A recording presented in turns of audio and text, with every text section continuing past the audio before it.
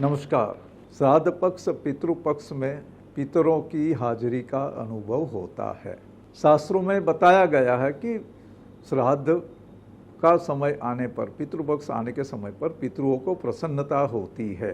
वे अपने स्वजनों के पास श्राद्ध में तीव्र मनोवेग से आ पहुँचते हैं। अंतरिक्षगामी ये पितृगण अपने तिथि श्राद्ध में ब्राह्मणों के साथ ही भोजन करते हैं। वे वायु रूप में वहाँ आते हैं। भोजन उपरांत वे परम गति को प्राप्त होते हैं। भगवान गरुड़ जी को कहते हैं, हे पक्षिन, श्राद्ध के पूर्व जिन ब्राह्मणों को निमंत्रित किया जाता है, पितृगण उन्हीं के शरीर में वायु रूप से प्रवेश कर वहाँ भोजन करते हैं और तृप्त होकर अपने लोक को चले जाते हैं। ये शास्त्र में बताया गया है। अपने सनातन धर्म में शास्त्रों में 3 ऋण बताए गए हैं। एक है देव ऋण, दूसरा है ऋषि ऋण और तीसरा है पितृ ऋण। ये 3 ऋण होते हैं। इसमें श्राद्ध और तर्पण के द्वारा पितृ ऋण उतारा जाता है। हमारे जन्मदाता माता पिता की वजह से ही ये हमारा पिंड देह बॉडी बना है। उन्हीं की वजह से ही हम आज जो भी है, सुख समृद्धि या जो भी हमारे पास है, ये सब उनकी बदौलत है, उनके आशीर्वाद से है, ऐसे समझना चाहिए। ये आज का विज्ञान भी ये कहता है कि हमारे बॉडी सेल्स जो है वो माता पिता के रजवीर्य से संपन्न हुआ, बॉडी बना। माता ने हमें गर्भ में धारण किया, फिर जन्म हुआ, पोषण वगैरह भी वहीं से हमारा हुआ। तो उनके जो बॉडी सेल्स, उनके डीएनए और जो सूक्ष्म कोष जो हमारे शरीर के जो अवयव बने हैं वो भी उन्हीं से ही आए हैं। सेल स्ट्रक्चर होता है, उसमें उनके पिताजी माताजी ये इनका रहता है। मतलब ऐसे हमारे शास्त्रों में ये बताया गया है कि 7 पीढ़ी, मतलब 7 पुश्त जो होती है, उनके डीएनए, उनके सूक्ष्म सेल्स जिससे उनका स्थूल देह बना था, वो हमारे अंदर कहीं न कहीं विद्यमान रहते हैं। वो जो कोष है, वो जो सेल्स है, वो डीएनए है, वो सुसुप्त रहते हैं। क्योंकि हमारा बॉडी अन्य कर्म से भी होता है। आत्मा जो अंदर प्राण के थ्रू आई है, उसके अपने कर्म होते हैं, अपने हिसाब से वो आते हैं। जब हमारे पिछले 7 पुश्त के जो पितृ है, यानी हमारे बड़े बुजुर्ग जो गुजर गए सैकड़ों, मतलब दशकों पहले, ऐसे समझिए, उनका कोई ना कोई अंश फिजिकली ये अंदर रहता है। और वो जब प्रिडोमिनेंट होता है, जग जाता है, कोई स्पार्क की वजह से जग जाता है, तब वो हमारे ब्रेन में ब्लड सर्कुलेशन के थ्रू पहुंच के हम जो नॉर्मल बिहेव करते हैं उससे कुछ अलग प्रकार की बिहेवियर हो जाती है। हमारी विचारधारा भी प्रभावित हो जाती है, प्रभावित होती है इससे। कभी कभी हमें लगता है कि हमारा बिहेवियर ऐसा कैसे हो गया, how I behaved like this, weird, कभी कभी हमें ये लगता है।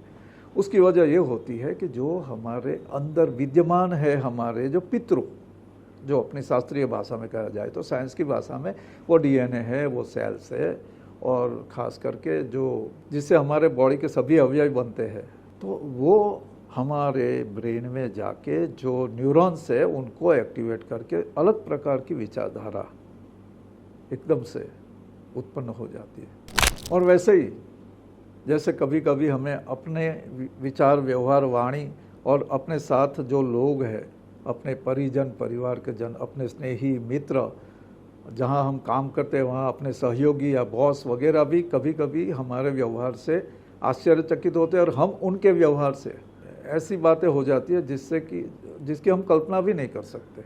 कभी कभी बहुत अच्छा भी हो जाता है और कभी कभी एकदम से नेगेटिव, विदाउट एनी रीज़न। कोई छोटी सी बात हमने बोल दी, लेकिन वो उनको स्पार्क कर दी और उनके अंदर जो था वो कोई दूसरा ही था जो जाग गया। पिछला, तीसरा, चौथा जो अपना प्रपितामह या वो हो, उसके सेल्स एक्टिवेट होकर हमें या उसने उसको परेशानी में डाल दिया। बनते काम बिगड़ते हैं, ऐसे ही इसको बोलते हैं पितृदोष। लेकिन ये पितृदोष नहीं, हमारे अंदर ही विद्यमान है। ये हमें ये समझना है कि कौन सा बॉडी सेल स्टेम सेल जो हमारे होते हैं वो एक्टिव होकर हमें किस तरह से हमारी विचारधारा, व्यवहार, वाणी सबको प्रभावित करते हैं। कभी कभी हम देखते हैं कि इंसान एकदम से सुपर एक्टिव हो जाता है और ऐसे ऐसे काम कारनामे वो करके दिखाता है जो अनबिलीवेबल होते हैं। कभी कभी दूसरों के बारे में या दूसरों को हमारे बारे में मिसअंडरस्टैंडिंग होती है और कोई लॉजिकल रीज़न है ही नहीं समझाने का। बिहेवियरल साइंस का जो बड़े बड़े साइकाट्रिस्ट वगैरह साइकोलॉजिस्ट है वो भी कभी कभी इन बातों को समझने में असमर्थ रहते हैं।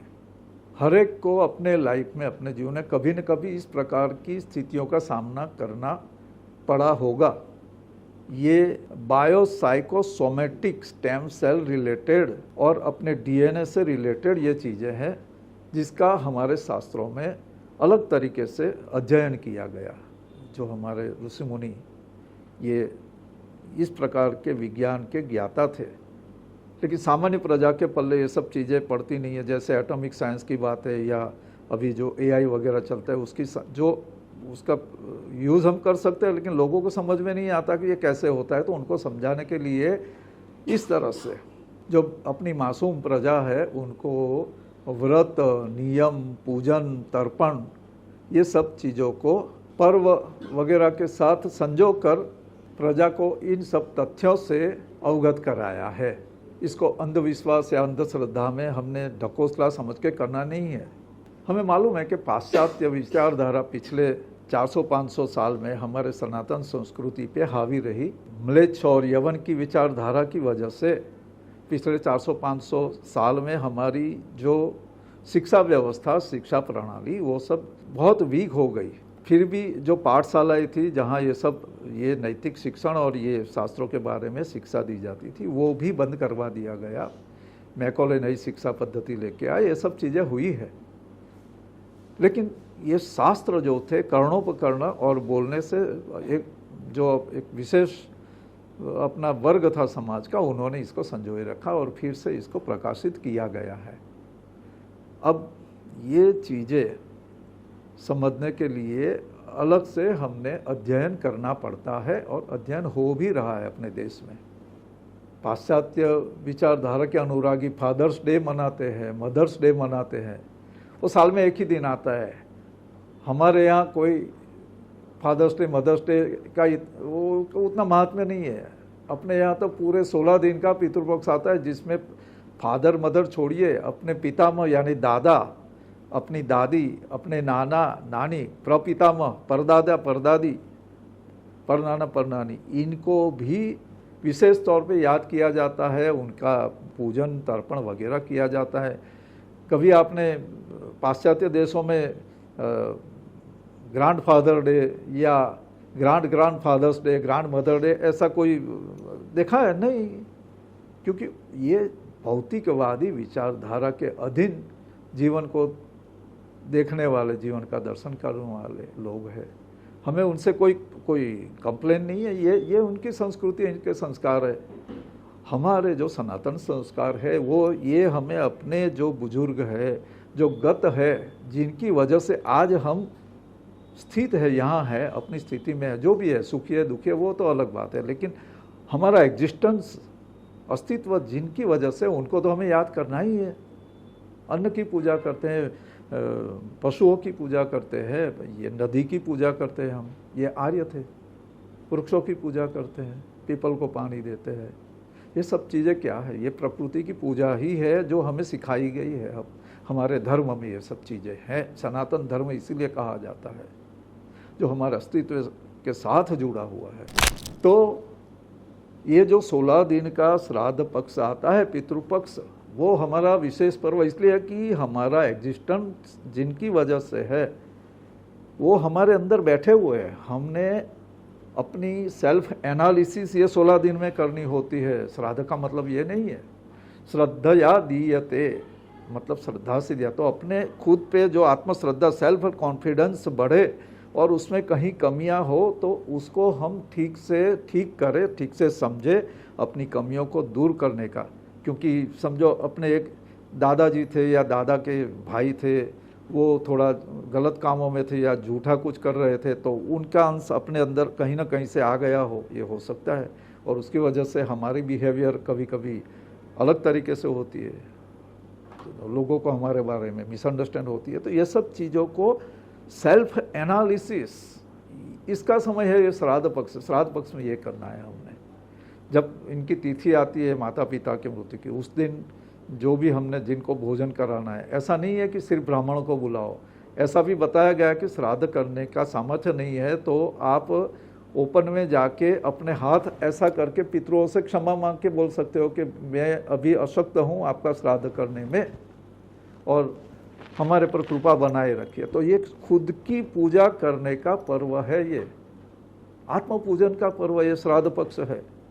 हमारे अंदर कोई भी जो भी बॉडी पार्ट से अवयव है उसमें कहीं ना कहीं उनके अंश है। हमने उन सबको अंदर से देखना है, समझना है।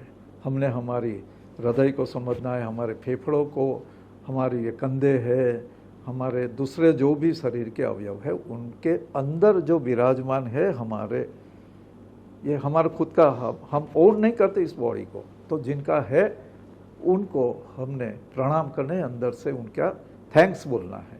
ये श्राद्ध पक्ष का विशेष महात्म्य है। गाय को, कौवे को और चींटियों को तृप्त करना है, उनको खिलाना है, उनको देना है, ये भी श्राद्ध पक्ष का कर्तव्य है। श्राद्ध पक्ष में ये विशेष तौर पे किया जाता है। माता पिता का तिथि ज्ञात नहीं है तो सर्वपितृ अमावस्या को श्राद्ध कीजिए। श्राद्ध में जैसे हमने बताया कि मित्रों को, अपने दोस्तों को निमंत्रित नहीं करना है, परिवार के जो ब्लड रिलेशन वाले हैं उनको और ब्राह्मणों को निमंत्रित करना है। अगर वो नहीं कर सकते तो गाय को भोजन कराए, गाय को गौशाला में दान करे, उस निमित्त धन त्याग करना है। कुछ लोग, हमने कहीं पढ़ा था कि अपने जीवित माता पिता को वृद्धाश्रम में छोड़ के आ गए और जब वो गुजर गए तो मुखाग्नि देने के लिए भी नहीं गए, और बाद में उनको किसी पंडित ने या किसी ने बताया कि आप पर पितृ ऋण है, पितृ का दोष है, तो आप उनकी कोई भी चीज़ लाके उसको घर में रखिए, पूजन करिए, तब आप पितृ ऋण से मुक्त हो जाएंगे। तो ये जिंदा पितृओं को हमने ध्यान नहीं दिया जिंदा जब थे, और इनके मृत्यु के बाद हम ये सब चीज़ें करने जाते हैं, और वो भी अपने स्वार्थ के लिए, दोष निवारण के लिए। अब दोष निवारण के लिए जो हम बता रहे हैं, यही जैसे हमने बताया वैसे करिए, उनसे क्षमा मांगनी है, अपने अंदर ही है तो वो भी देखना है हमने। अच्छा, स्त्रियों को भी ये श्राद्ध करने का अधिकार प्राप्त है, ऐसा गरुड़ पुराण में और शास्त्रों में, कई शास्त्रों में, पुराणों में बताया गया है। तो जिनको संतान न हो वो अपने पति का श्राद्ध स्त्री भी कर सकती है। अपने माता पिता का जिस दिन मृत्यु तिथि का श्राद्ध हो उस दिन मत्स्य महापुराण में बताया गया पितृ गाथा कीर्तन के 19 श्लोक का पाठ करना चाहिए। जो कर सकते हैं उनके लिए है। ये पाठ हम नीचे कैप्शन में दे देंगे। ये पाठ से अपने पितृ प्रसन्न होते हैं। श्रीमद् भागवत महापुराण के 7वें स्कंद के 14वें अध्याय में राजा युधिष्ठिर को देवर्षि नारद जी श्राद्ध कर्म के बारे में बताते हैं कि धनी गृहस्थ को अपनी क्षमता के अनुसार, अपने धन के अनुसार आश्विन मास कृष्ण पक्ष, गुजरात में भाद्रपद कृष्ण पक्ष के समय में अपने माता पिता की, उनके बंधुगण यानी पितामह, मातामह, प्रपितामह का भी महालय श्राद्ध करना चाहिए। ये श्राद्ध पक्ष में करना है। पितृपक्ष में पितृओं की उपस्थिति, हाजिरी होती है क्या, इसके बारे में गरुड़ पुराण में विशेष उल्लेख है। गरुड़ पुराण के धर्मकांड प्रेत कल्प के 10वें अध्याय में भगवान श्री हरि से गरुड़ जी ने प्रश्न किया था ये कि हे प्रभु, अपने लोक से आकर इस पृथ्वी पर श्राद्ध में भोजन करते हुए पितरों को किसी ने देखा भी है? उत्तर में श्री भगवान ने कहा, देवी सीता का उदाहरण है गरुड़ जी। उन्होंने अपने ससुर आदि 3 पितरों को श्राद्ध में निमंत्रित ऋषि ब्राह्मण के देह में, शरीर में प्रविष्ट हुआ देखा था। भगवान राम जी जब पिता की आज्ञा से वनवास में गए थे, तब तीर्थ क्षेत्र में भगवान राम जी ने अपने पितरों के निमित्त श्राद्ध करना निश्चित किया। ऋषि ब्राह्मणों को आमंत्रित किया भोजन के लिए। माँ सीता जी ने, क्योंकि वो वन में थे, तो वन के पक्व फल और वगैरह से अच्छे अच्छे व्यंजन तैयार किए। पर्णकुटी में रहते थे और साथ में नज़दीक में उपवन वगैरह होता है। तो मध्याह्न काल में, कुतुब काल उसको बोलते हैं, 11:30 12 बजे के बाद का समय जो है, जब सूर्य की गर्मी कम होने लगती है, ढलने लगती है, वो तब ये ब्राह्मण भोजन के लिए आ गए। राम जी ने सीता जी से कहा कि इनको भोजन परोसिए। तो जो तृण पत्र वगैरह जो हम बोलते हैं, पत्रावली वगैरह में सब व्यंजन परोसने थे। सीता जी भोजन का सामान, वो पात्र वगैरह लेके ब्राह्मणों के समीप गई और उनको देखते ही वो वापस चली गई और लता मंडप के पीछे छिप गई। राम जी ने देखा, उन्होंने कुछ उस समय पे रिएक्ट नहीं किया, कुछ बोले नहीं। उन्होंने सब जो भोजन था वो ऋषि ब्राह्मणों को परोस दिया, उनको अच्छे से भोजन से तृप्त किया और आदर सहित वो तृप्त होकर विदाई हो गए। उनके जाने के बाद सीता जी बाहर आई। भगवान ने उनसे पूछा, राम जी ने, कि हे सीता जी, आप ये ब्राह्मण को भोजन कराने की बजाय ये छिप क्यों गई? राम जी बोले, मैंने सोचा कि लज्जा शर्म की वजह से आप शायद अपने आप को छुपा लिया। तो सीता जी की आंखों में अश्रु आ गए। नम आंखों से उन्होंने भगवान को बोला, हे नाथ, जब मैं भोजन का थाल लेके, पात्र लेके ब्राह्मणों के समीप गई, तो पहले जो 3 पंक्ति में जो पहले 3 बैठे थे, उसमें पहले जो थे वो महाराजा दशरथ के दर्शन उनके अंदर हुए। वो ब्राह्मण के देह में प्रविष्ट हुए, दिखे मुझे, और वो राजा के रूप में अपने सभी आभूषण, मुकुट वगैरह लगाए बैठे थे। उनके साथ में 2 और भी थे, तो सभी राजवेश में थे। आपके पिताजी को देखकर मैं एकांत में चली आई। इसका कारण यह है कि प्रभु, महाराजा दशरथ के सामने मैं वल्कल और मृगचर्म धारण किए कैसे जा सकती थी? अपने हाथ से महाराजा दशरथ को ऐसा भोजन में कैसे दे सकती थी जो उनके दासों के दास भी नहीं लेते? तृणपत्र यानी पत्रावली वगैरह में, केल के पत्ते वगैरह में महाराजा दशरथ को मैं भोजन कैसे परोस सकती, जो सोने की थाली में और चांदी के बर्तनों में भोजन करते हैं? मैं तो वही युवराग्नि रानी थी जिनको महाराजा दशरथ ने 16 श्रृंगार और सब तरह से अच्छे व्यवहार में देखा था। तो युवराग्नि के तौर पे राजा मुझे देखे थे, वो मुझे इस वल्कल वाले वनवासी वेश में देख के कितने अंदर से दुखी होते। हे रघुनंदन, मैं इसी वजह से ये सोचकर मुझे बड़ी लज्जा आ गई और लज्जा के कारण मैं एकांत में चली गई। महाराजा दशरथ का उपस्थित होना, उनके दर्शन होना मेरे लिए तो बड़ा भाग्य था। दर्शन करके मैं अपने आप को अलग कर लिया। राम जी खुद भी ये आश्चर्यजनक बात सुन के बड़े प्रसन्न हुए और अपने पितरों का तर्पण किया, शांति की। तो ये कथा गरुड़ पुराण में बताई गई है। मतलब ये है कि अपने पुराण ग्रंथों में ये सब बातें इसलिए बताई गई है ताकि हम ये समझ सके कि हमारे जीवन में हमारे पितरों का कितना महत्व है। पितृशाप दोष वगैरह कुछ होता नहीं है, लेकिन हमारे अंदर ही वो विद्यमान है और वो ही हमें कभी कभी इस तरह से प्रिडोमिनेंटली होके अपने को, अपने ब्रेन को कंट्रोल करके चलाते हैं। और तब जो ज्योतिष में उसे पितृऋण, पितृदोष, बाधा, कालसर्प, ये सब चीज़ों के नाम से बताया गया है। श्राद्ध पक्ष का ये विशेष महत्व सबको समझ में आए, जितनी समझ में आए उस हिसाब से खुद अध्ययन करें और अपना खुद का, अपने परिवार का, जो भी किसी के साथ मन मुटाव हुआ है, कुछ मिसअंडरस्टैंड हुई है, तो उसको ठीक करने के लिए ये श्राद्ध पक्ष आता है, खुद को समझना और औरों को भी अच्छे से समझना। गिव अप वाली बात है, कुछ चीज़ें जिससे हमें क्लेश होता है, दुख होता है, उसको छोड़ दीजिए, मन मुटाव दूर कीजिए। श्राद्ध पक्ष ये सामंजस्य बनाने का, सद्भाव लोगों में और लोगों के प्रति हमारे मन में जागे, ये से व्यवहार करने का ये पर्व है। तो आप सबको ये श्राद्ध पर्व की शुभकामना, आशीर्वाद, और सही मायने में अपने पितृओं को प्रसन्नता हो ऐसे व्यवहार आप करें, यही हमारी प्रार्थना। धन्यवाद।